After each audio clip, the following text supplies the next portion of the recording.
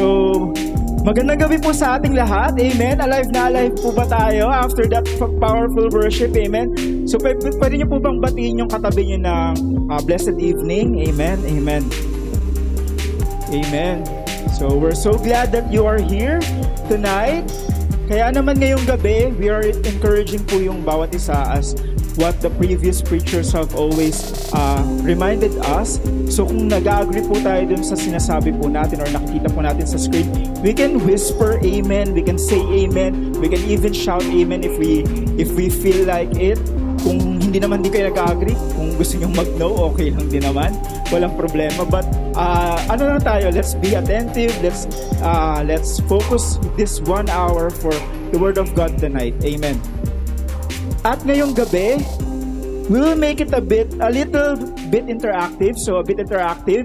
So, I know na during worship service, tinatago po natin yung mga phones natin. But tonight, I encourage po yung bawat isa na let's connect to the internet, pero wag po tayo mag-social media. Connect to the internet. So, wag niyo po akong picturean. So, pwede niyo pong scan yung nandito. And Brother Michael, isasending niya yung QR code or yung link sa ating Grace Unlimited group. Kung hindi niyo po nakikita sa likuran, so sisend po ni Brother Michael yung link at yung QR code.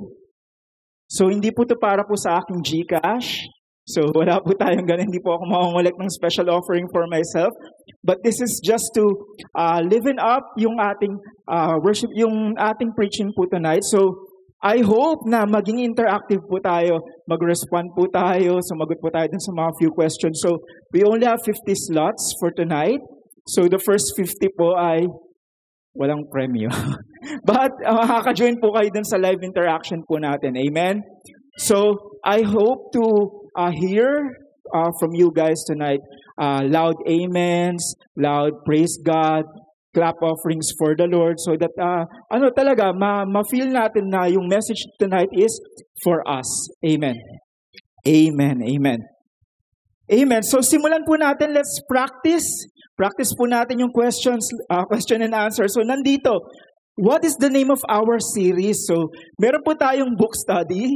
So kung first time niyo pong umattend or second time niyo pong umattend, so meron po tayong series. So bumoto lang po kayo.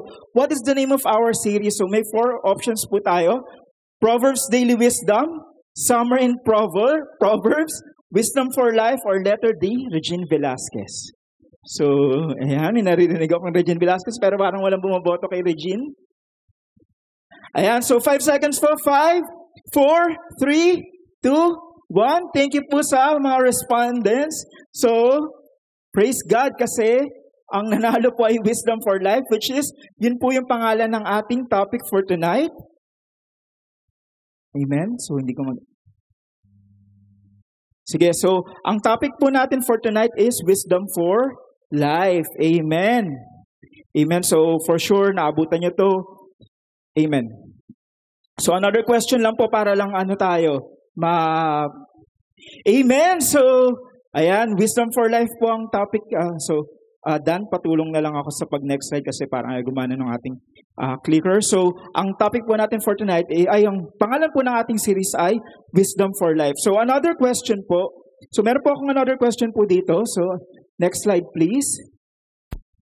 Ayan. So, pang ilang topic na po tayo for this series. So, pwede po kayong bumoto. So, para lang mag-feel natin kung paano po bumoto para sa mga susunod na questions. So, pang ilang topic na po tayo for tonight. Amen? So, 5, 4, 3, 2, 1. Ang correct answer po is 4. So, we are on our 4th topic po. Amen. So, next slide please. Last 3 weeks, we were taught, tinuruan tayo kung ano yung gagawin natin dun sa wisdom na natutunan natin. So, we started strong with wisdom, with our words. Amen. Shared to us by Pastora Geraldine. Followed up by walking and growing in God's wisdom, na shinare naman sa atin ni friend ni Rain. And last week, kung nandito po kayo, shinare din po sa atin ni Ninang Jack, iron sharpens iron. Amen. So, I see new faces po tonight. So, kung na-miss nyo po yung mga previous topics po natin, we encourage you na magpunta po tayo sa ating Facebook page or even sa ating YouTube channel. So, you can subscribe, you can like, you can share, at para po mapanood po yung, hindi lang po yung last 3 na na-share po for this series, but even yung mga previous teaching series, previous topics na kung gusto nyong balikan or meron kayong gustong pakinggan ulit, so mapapanood nyo po yung mga yon. Amen. So last 3 weeks, what was shared to us is from the book of Proverbs. So we are on the study of the book of Proverbs, and yung mga naturo ng mga nakaraang 3 weeks, tinuro is what we should do with the wisdom of God that was given to us. Amen. But today, we will discuss kung ano naman yung hindi dapat natin gawin. Amen. Amen. So, but before we proceed, let us just first submit this gathering to the Lord. Father God, maraming salamat, Father God, for tonight. Father God, thank you for the full house. Lord God, thank you for the magandang schedule na binigay mo, Lord God, sa aming mga brothers and sisters, Lord God. Kaya naman, nandito kami lahat ngayon, Lord God, nagpupuri sa iyo, Lord God. Tinataas ang pangalan mo, Lord God. Tonight, Lord God, we pray, Lord God, na yung Holy Spirit mo, Lord God, continue to overflow in this place, Lord God, na ikaw lamang, Lord God, ang maririnig namin. Your voice, Lord God, ang maririnig namin, Lord God. Ikaw lamang at ang salita mo lamang ang maitataas sa lugar na ito, Father God. Maraming salamat, Lord, in Jesus' name. Amen.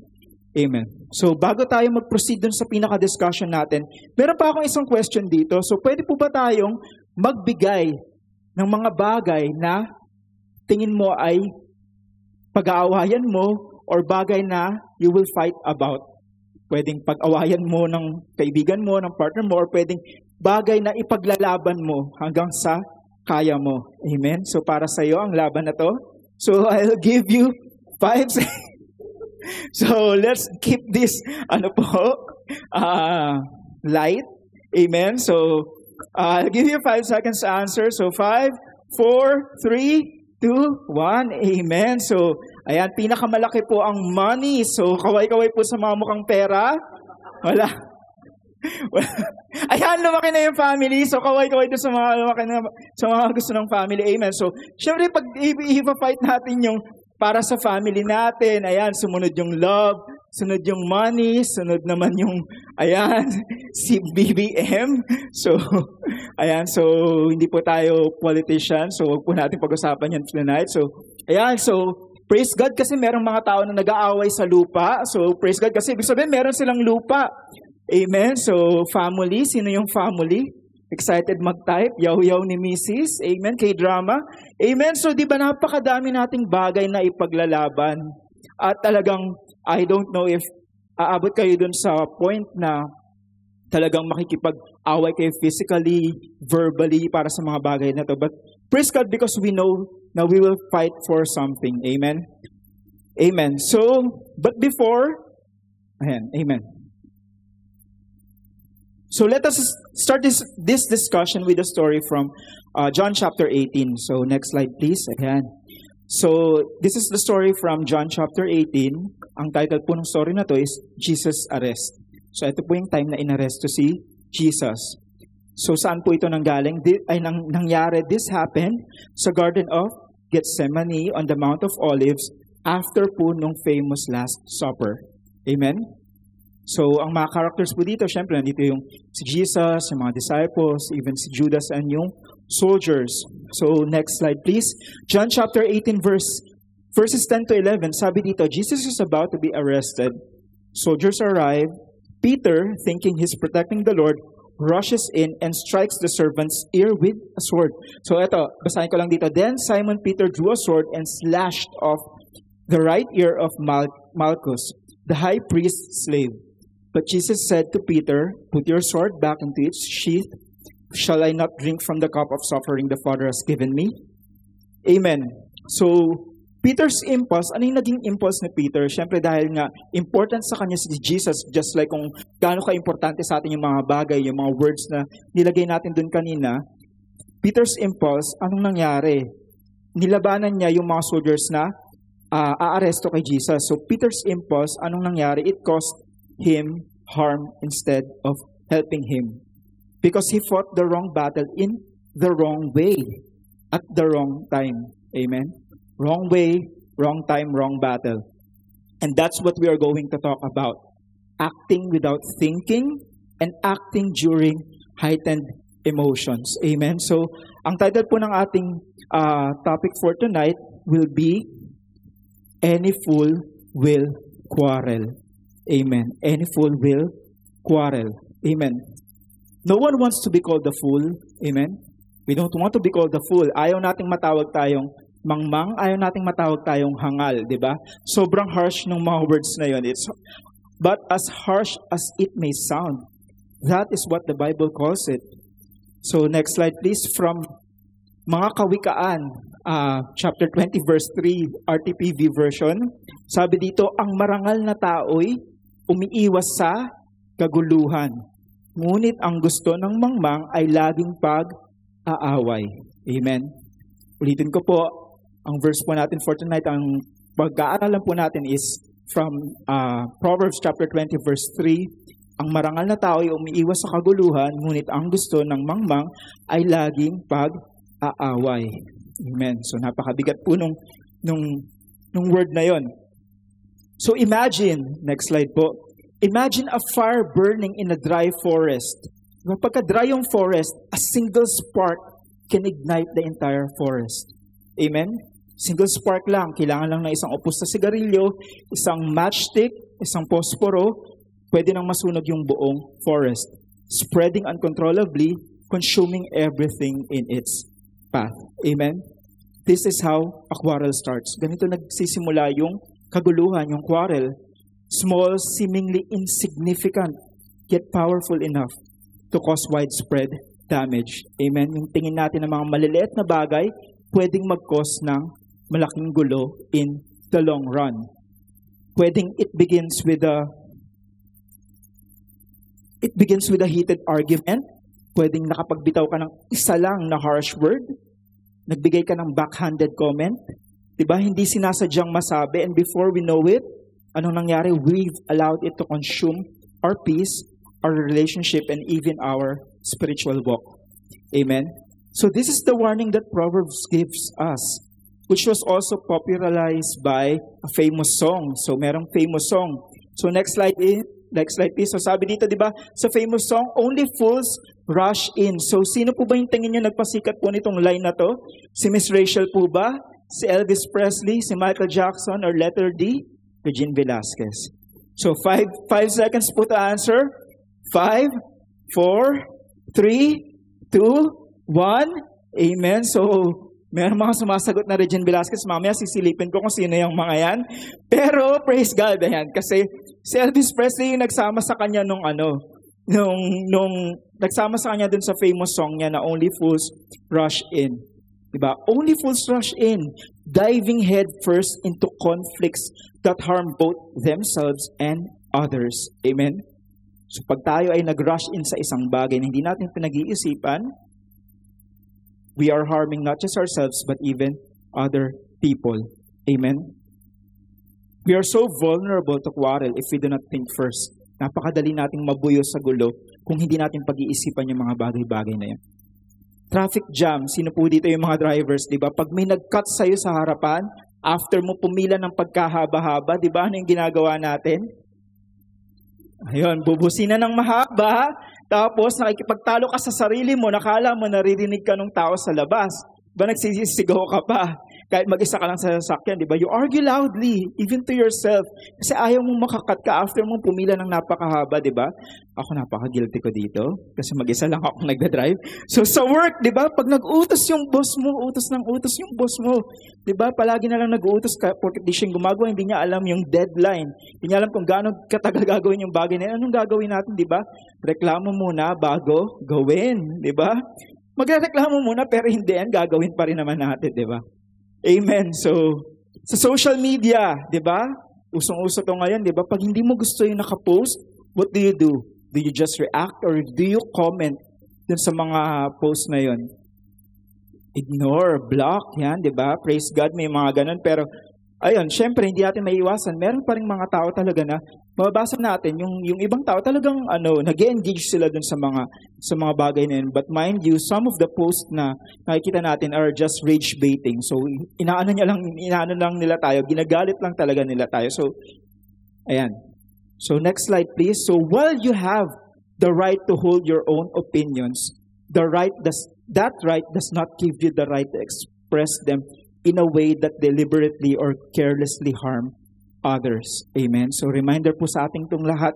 Lahat po tayo may opinion, lahat po tayo may pwedeng mag-share ng kanilang opinion, but that right does not give you the right to express them in a way that deliberately or carelessly harm others. Amen? Amen. Our goal is to not harm others, but to share the love of Jesus. Amen? Just because you can say something out loud doesn't mean you have to say it out loud right now. Amen? Sabi nga dito, next slide please. When wisdom says pause, the fool says bounce. So dumadamba yung mga fools. When wisdom whispers pray, the fool shouts prove yourself. Di ba yun yung sinasabi ng mundo eh? Kailangan mo i-prove yung self mo, kung hindi tatapakan ka ng ibang tao. And when wisdom seeks peace, the fool seeks a fight. Amen? You don't have to be in all the fights all the time. There are fights that the Lord has already won for us. Amen? And there are fights that the Lord is winning for us. So we have to choose our battle. So we will not be branded as fools. Amen? At yung mas malala pa, hindi lang yung brand fool ang matatanggap natin, but yung consequences of being a fool. Amen? So in this final message sa ating series ng study ng Book of Proverbs, we will look at 3 key areas where quarrel affects us. So titignan natin kung saan ba nakaka-apekto yung quarrel sa buhay natin. So next slide please, number 1. So 3 points lang po ito ngayong gabi. So number 1, physical quarrel. Fools fight with their hands. Amen? Amen. So again, ready your phones. Meron po tayong question po dito. Next slide. So sabi dito, sa tingin nyo, ano yung first quarrel sa Bible? So first, kami ng BFGF or asawa ko. Kayo ba yung unang recorded na nag-away sa Bible? Second, si Cain at si Abel. Third, Eva at Adan, favorite ng mga taga-Sharjah. Eva at Adan. Or letter D, Regine at Ogie. Favorite talaga si Regine, no? So yung mga chronically online, alam natin na laging letter D si Regine Velasquez kahit ano pang tanong yan. So 5, 4, 3, 2, 1. Yan. So the right answer is si Cain at si Abel. So sila po, hindi po nag-away, wala pong record na nag-away po si Eva at Adan. So hindi tayo sure kung inaway ni Adan si Eva dahil pinakain siya or nagtalo sila kasi napaalis sila dun sa garden. But the first ever recorded quarrel was between Cain and Abel. So, yan. Next slide please. So the story of Cain and Abel. So pwede niyo po itong mabasa sa Genesis chapter 4 verses 1 to 16. So kung gusto niyo pong i-highlight po sa inyong phone, sa physical Bible niyo po, pwede niyo pong i-highlight. So i-summarize ko lang po ito. In the very beginning of human history, we see the first recorded quarrel, which is Cain and Abel. They are brothers, both brought offerings to God. So, di ba? Yun yung story nila. Nagdala sila ng offering kay God, but God favored Abel's offering. So, mas finavor ni Lord yung offering ni Abel. And Cain, consumed with jealousy, anong nangyari sa kanya? He became angry. Nagalit si Cain kay Abel. Hindi siya nagalit dun sa circumstance, but nagalit siya dun sa kapatid niya kay Abel. So, his unresolved anger led to violence. So, alam natin na anong ginawa ni Cain. Actually, yung mga Geo kids, for sure, alam na alam nila to kasi I think 4 years old pa lang si Isabel, tinuturo na namin to. Parang every week, pag may bagong kid or may umabsent, babalik na naman kami sa first topic. So, until now ata, not sure kung yun pa rin ang tinuturo sa kanila. But, diba, anong nangyari? Cain killed Abel in a fit of rage. This was a quarrel that escalated to murder. And it began with an unguarded heart. Nagsimula lang ito dun sa unguarded heart at nag-lead ito dun sa pag-unalive ni Cain kay Abel. Quarreling, when not managed, has the potential to escalate physically. Amen? Ulitin ko po, quarreling, when not managed, has the potential to escalate physically. Physical quarrels happen when we let our anger rule over our reason. Pag hinayaan natin yung galit natin ang mag-rule over kaysa sa ating reasoning. Amen?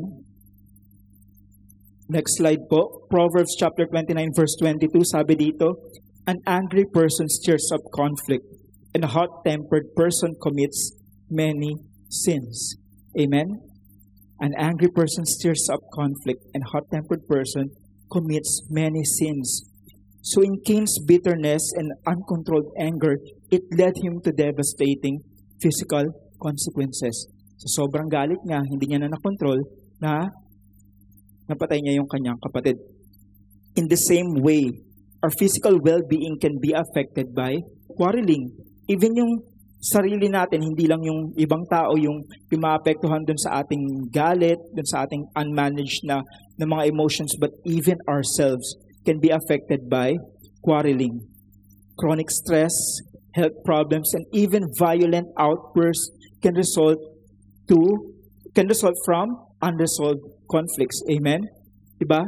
Tayo rin mismo, maka-experience din tayo nung mga physical na mga sakit dahil dun sa unresolved na emotions natin, diba? So, chronic stress, health problems, ano nangyari, mataas na BP, diba lahat na lang tumataas, diba lahat na lang ng bagay na dapat hindi mataas sa atin tumataas, diba? Even yung hairline. So, hindi ito dahil 30 ka na, hindi ito dahil 40 ka na, hindi ito dahil 50 ka na, but sometimes itong mga nararamdaman natin, it's because of what we feed our emotions. Amen? Amen. So Proverbs chapter 14 verse 30, sabi dito, a heart at peace gives life to the body, but envy rots the bones. Amen. So eto, 'di ba? Ano daw makakapagbigay buhay sa ating katawan? A heart at peace. Ang puso na may kapayapaan. Amen. So ano yung time and time again nire-remind tayo sa Bible study natin, sa teachings, 'di ba? Ang laging nire-remind sa atin, guard your heart. Amen.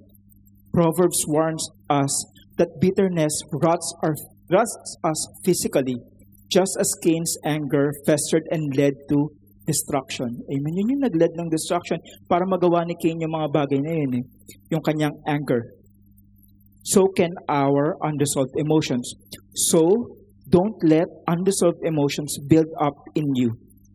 Anong dapat natin gawin? We have to give it to God. Bigyan natin kay God yung mga bagay na nakakapagpabigat sa atin. Let Jesus replace those bitterness na meron tayo into something better. Amen? Amen. Kasi kung tayo lang, mag-build up lang talaga sa atin yan. So we have to let it go, give it to God. Dahil lahat ng bagay na ibinibigay natin sa kamay ng Diyos ay ginagawa niyang maganda. Amen. Proverbs chapter 50 verse 1, sabi din dito, di ba? A gentle answer turns away wrath, but a harsh word stirs up anger. Amen? So naka-experience na ba kayo dito pag inaaway kayo nung wife niyo or yung husband niyo, pag sumagot ka, lalo pa silang sasagot ng pagalit, di ba? Hindi na kayo matatapos ng sagutan. So we have to choose peace over conflict. Amen? Choose peace over conflict. Amen. Yan. Ayan si Sheo, porket wala si RJ, ang lakas ng amen niya dun sa gentle answer turns away your wrath. Harsh words stirs up anger. So, mapapanood yan ni RJ. So, we have to choose peace over conflict. Always choose peace over conflict. In moments of disagreement, kailangan natin mag-practice ng restraint. Amen? Hindi ka agad yung susugod. Pag galit ka, di ba? Actually, napaka-famous nung saying na huwag niyong tulugan yung bagay na pagka mag-aaway kayo, huwag niyong tulugan yung galit na yun. Kaya kailangan yung i-resolve agad. But, napakahirap kasi paano kung alas 4 na ng madaling araw, hindi pa humuhupa yung emotions mo, di ba? Hindi ka ba matutulog? Di ba? Practice restraint. Sometimes, kailangan natin tulugan yun para mababa yung emotions natin at mapunta tayo dun sa state na ready na tayong makipag-usap dun sa kaaway natin. Amen? Choose peace over conflict. Practice restraint. Yun yung tinuturo sa atin. Walang taong sobrang nagmamadali para hindi niya pag-isipan yung kanyang sasabihin. We always have time. Ang tagal. Si mother ate hindi pa rin natutulog hanggang ngayon. So, ayan, kasi nag-comment siya. So, di ba? Walang taong sobrang nagmamadali para hindi niya pag-isipan yung kanyang sasabihin. We always have time to think of what will come out of our mouth. Amen? Practicein natin yan. Hindi tayo laging nagmamadali dito. Amen? It's hard. Napakahirap gawin ng bagay na yun, na pag-iisipan mo muna yung bagay bago mo sasabihin, di ba? But, it is a better way to do. Think before you say something. Don't just answer whatever comes out of your mind first. Amen? Hindi porket naisip mo, gusto mo na kagad sabihin yung bagay na yun. Think about it first before saying it. Avoid letting arguments escalate physically. Amen? Huwag nating hayaan na yung galit natin maging physical. And instead, we have to seek resolution quickly. Amen. So second po, emotional quarrel. Amen. Sabi dito, fools fight with their hearts. Amen. So again, meron po ditong question. So baka po nakakatulog-tulog na po tayo. Meron po aging question dito. Sabi dito, who was eaten by a great fish in the Bible? So sino daw po yung nakain nung malaking fish sa Bible? So ito po ba si Jonah, si Peter, si Judas, or si Regine Velasquez? Ayan. Mamaya mapipili na rin yan si Regine. Salamat po dun sa 5 na Reginatics. So, ayan. So, hindi na po natin patatagalan. Siyempre, re-reveal na po natin na si Jonah po ang nakain ng malaking fish at hindi po si Regine Velasquez. Ulitin ko po, baka po mag-viral. Hindi po si Regine Velasquez ang nakain ng malaking fish, but si Jonah. Amen. So, next slide, please.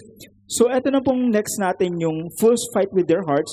We will look at the story of Jonah. It's from Jonah chapter 4, verses 1 to 4. So again, kung meron po kayong Bibles, physical Bibles, you can highlight it and you can read it later. So isa-summarize ko lang po. So Prophet Jonah gets angry when God spares Nineveh. Amen? So hindi kasi mga pagans kasi yung mga nandito, but anong ginawa ni Lord? He spared these people. So anong ginawa ni Jonah? He pouts, he argued with God, and he felt sorry for himself. Then anong ginawa niya? He asked God to kill him. Sabi ni Lord, sige Lord, unalive mo na lang ako. So his quarrel is not with the people, hindi dun sa mga tao. Yes, he is mad at them for being pagans and yet God forgave them, but his quarrel is in his heart, sa kanyang puso. Because he cannot accept the fact that God loves even his enemies. Ito yung napakabigat sa puso ni Jonah, ni Prophet Jonah. He cannot accept the fact that God loves even his enemies.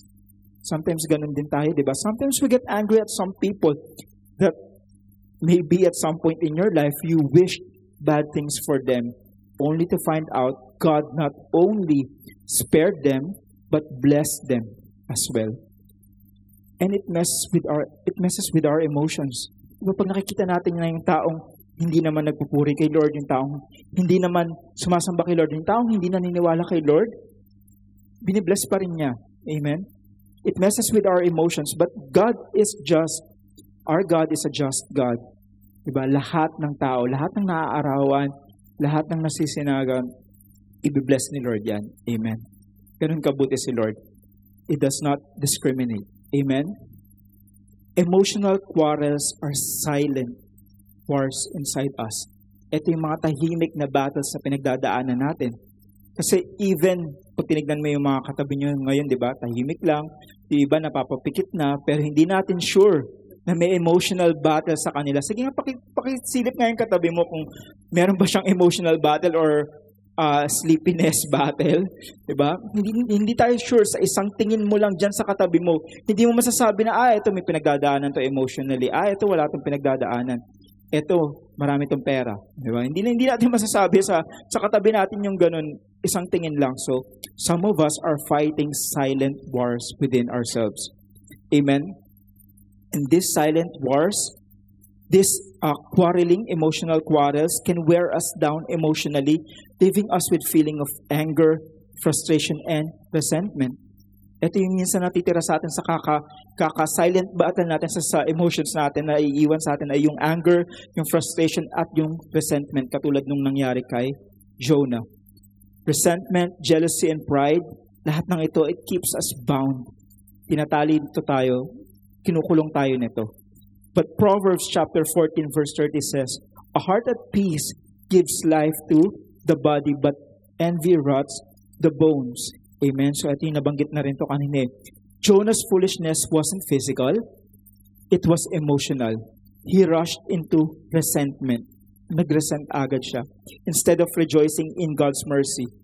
Instead na matuwa siya kasi eto si Lord, ang mapagmahal na Lord, ang mapagpatawad na Lord, na even yung mga taong hindi naman naniniwala sa Kanya is binibless ni Lord. Anong ginawa niya? he resented. So some Christians never fight outwardly, but carry bitterness inwardly. So we are not exempted. Hindi naman sinabi na pag naging Christian ka na lahat ng emotions mo maganda, lahat ng emotions na mafe-feel mo ay laging maayos, di ba? Hindi naman porket nakikinig ka na ng salita ni Lord or nagbabasa ka ng salita, nag-aaral ka ng salita ni Lord, lahat ng bagay na mangyayari sa iyo ay maganda. So some Christians never fight outwardly but carry bitterness inwardly. That's still a quarrel. Only this time, it's against the peace in your heart. Mas mahirap to kasi hindi ito namimili ng oras na mag-a-arise sa'yo. Amen? Proverbs chapter 19 verse 11, sabi dito, a person's wisdom yields patience. It is to one's glory to overlook an offense. Grabe, napakahirap nitong bagay na to. It is to one's glory to overlook an offense. Napakahirap mag-overlook ng offense. Amen?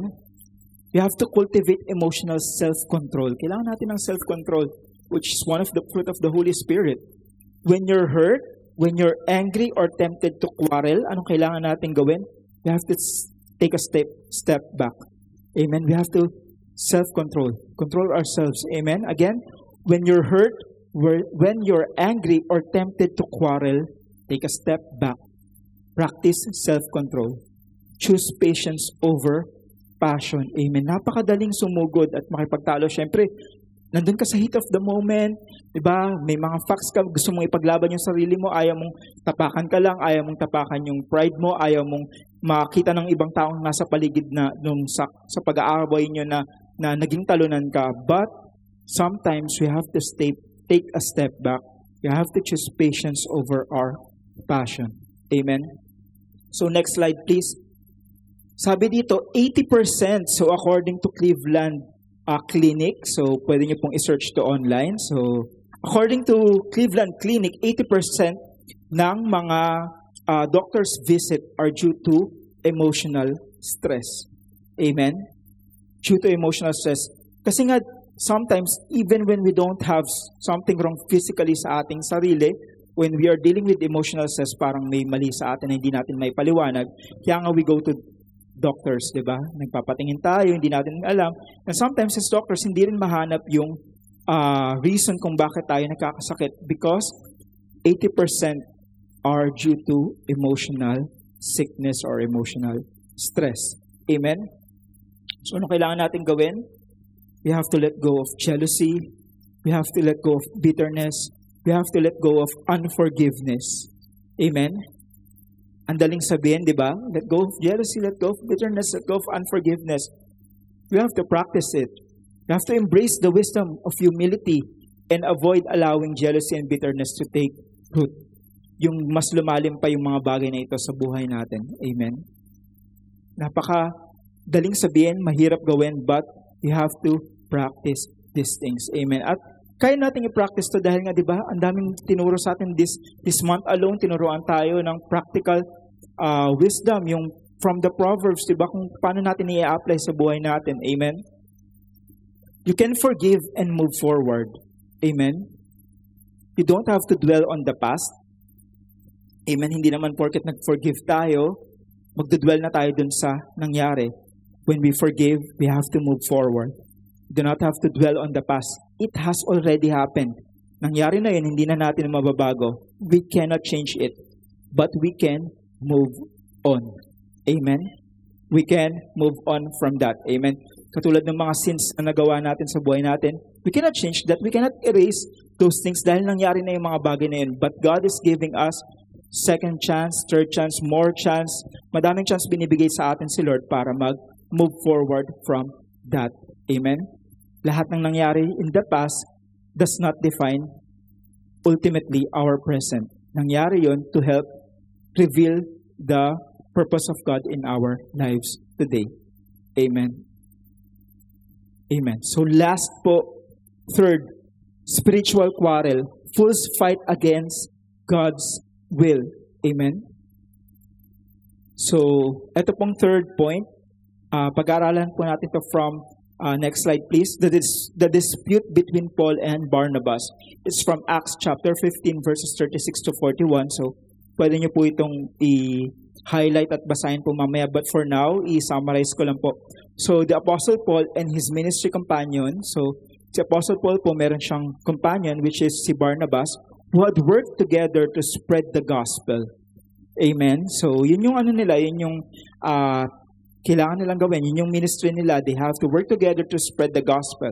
But they found themselves in a sharp disagreement. So, ano yung pagtatalo nila? Kung dadalhin ba nila si Mark sa kanilang missionary journey or hindi. So, yun yung naging pagtatalo nila. Dadalhin ba nila si Mark or hindi? So, the disagreement was so intense that anong nangyari sa kanila? They parted ways. So, imbis na gawin nila together yung ministry, they parted ways. So while the Bible doesn't record the details of their quarrel, hindi naman pinakita dito ano bang pag-aaway yung ginawa nila, nagsuntukan ba sila or what, the outcome was a split in their partnership, affecting their ability to minister together. So nag-minister pa rin naman sila, but they did not minister together. They minister separately. However, God still worked through their separate paths. So, napakabuti pa rin ni Lord, napaka-merciful, napaka-just, napaka-loving pa rin ni Lord kasi kahit naghiwalay sila sa kanilang ministry, God still continued to work in their ministry. So, Paul continued his mission. Also, Barnabas, he continued his mission. He mentored Mark. So, hindi sinama ni Paul si Mark, so si Barnabas siya ang nag-mentor kay Mark. But this story illustrates the spiritual cost of unresolved quarrel. So, if we have unresolved quarrel, anong nangyayari? The fellowship and the unity of the body of Christ can be fractured, hindering our collective mission. Amen? So if meron tayong spiritual na quarrel sa ating buhay, it may affect our ministry, our mission as a church collectively. Amen? So spiritual quarrels can weaken the unity of the body of Christ. When believers argue or divide, anong nangyayari? It affects the overall mission of the church. At ano ba yung mission natin, di ba? Isa lang naman yung mission natin, so bakit pa tayo magtatalo? To spread the message of grace. Amen? Amen. So collectively, that's our mission. So dapat hindi na tayo nag-argue. Proverbs emphasizes that quarreling, especially among the faithful, disrupts peace and cause division. Amen? So yun yung nangyayari if people quarrel spiritually, nagkakos ng division, nagkakaroon ng kampihan. Amen? Proverbs chapter 17 verse 14 sabi dito, starting a quarrel is like breaching a dam. So drop the matter before a dispute breaks out. Amen? So nakakita na po ba tayo ng dam? Amen? Diba? Sobrang laki ng dam. Napakalaking body of water yung nasa likod nun. So, if that breaks, anong mangyayari? Baha. So, diba? Praise God kasi, praise God. So, praise God sa sagot ni Mike, hindi sa praise God dun sa baha. Sorry. Praise God dun sa sagot ni Mike. So, anong mangyayari pag na-break yung dam? Magkakaroon ng baha, diba? Mafa-flood. So, hindi lang masisira yung baha. Ang mangyayari, masisira pa yung dadaanan nung baha. Amen? Siyempre, dahil source ng water yon at source ng energy yung dam na yon. So, hindi lang masisira yung mga kabahayan na yon, but even yung supply ng energy mawawala rin. Amen? So, ganun yung mangyayari. Ang daming maaapektuhan if we start a quarrel. So, starting a quarrel is like breaching a dam. So, yun yung lagi nating isipin na hindi lang yung sarili mo, hindi lang yung taong na kakwarrel mo ang maapektuhan, but marami pang bagay na hindi natin makikita or hindi natin na-anticipate na pwedeng masira. Amen? So ano kailangan natin? We have to pursue peace in the body of Christ. Quarreling among believers hurts the church witness. Amen? Quarreling among believers hurts the church witness. We must be proactive in preserving unity. Amen? Kailangan natin gawin yun. Proactive in preserving unity. Seek reconciliation over division. Amen. Again, di ba, when we are at the height of our emotions, hindi naman natin kailangan kausapin agad yung mga tao na nakasakit ng damdamin natin or hindi natin nakagaanan ng loob. Kailangan natin gawin. We have to pray for it. We have to lessen down our emotion. We have to be on that position when we are ready to talk. Amen. Amen. Huwag nating i-practice yung hindi matutulog pag hindi okay. Amen. We have to practice restraint. Amen. If you are at odds with a fellow believer, anong gagawin natin kung hindi tayo okay dun sa fellow believer natin? We have to pursue reconciliation rather than letting the rift grow. Amen. Huwag natin hayaan na lumaki yung gap, lumaki yung lamat, but we have to pursue reconciliation. Remember that unity in Christ is a testimony to the world. Amen. Unity in Christ is a testimony to the world. Sabi nga sa John chapter 17, kaso wala sa slides. John chapter 17 verse 23, I in them and you in me, so that they may be brought to complete unity. Amen. Si Lord na nasa akin ay si Lord na nasa inyo rin. So parehas lang tayo ng spirit.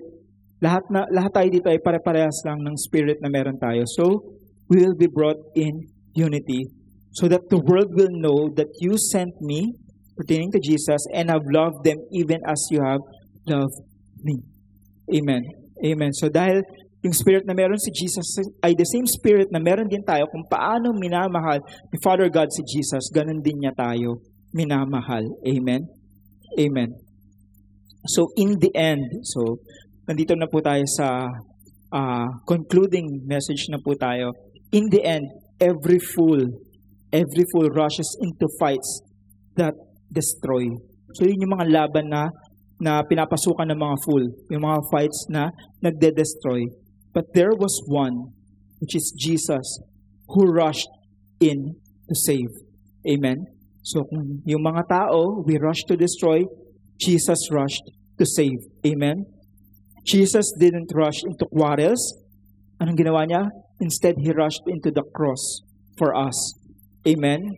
So next slide. When fools fight for pride, anong ginawa ni Jesus? He fought for peace. Amen? When fools rushed in anger, when fools rushed with anger, anong ginawa ni Jesus?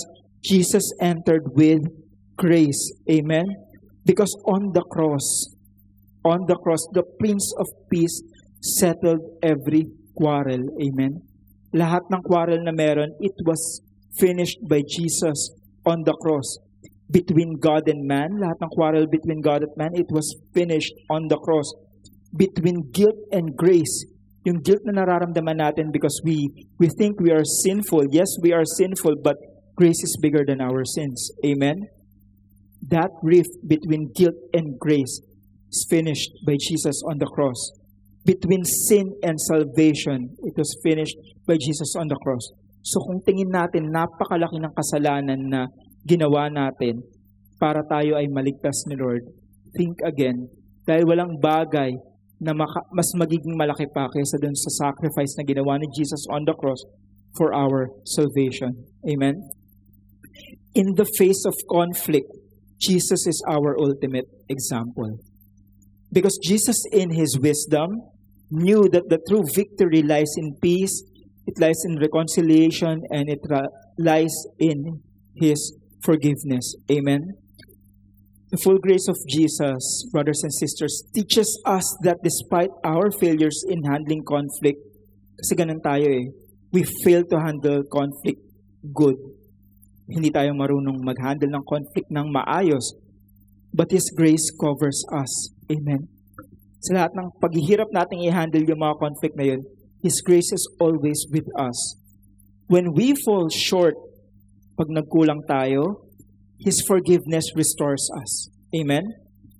In Him, in Jesus, we find the wisdom to approach every quarrel, not with a rush, but with patience, with understanding, and a heart that seeks reconciliation. Amen? Because this is what Jesus do. Ito yung mga ginagawa ni Jesus. He approached every quarrel, every fight, every persecution with patience, with understanding, and with a heart that seeks reconciliation. Amen? The wisdom of Proverbs is fulfilled in the grace of Jesus, for only through Him, sa Kanya lamang, can fools become wise.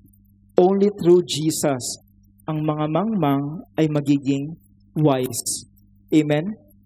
Quarrels, only through Jesus, quarrels turn to peace, and only through Him, our rushing hearts find rest.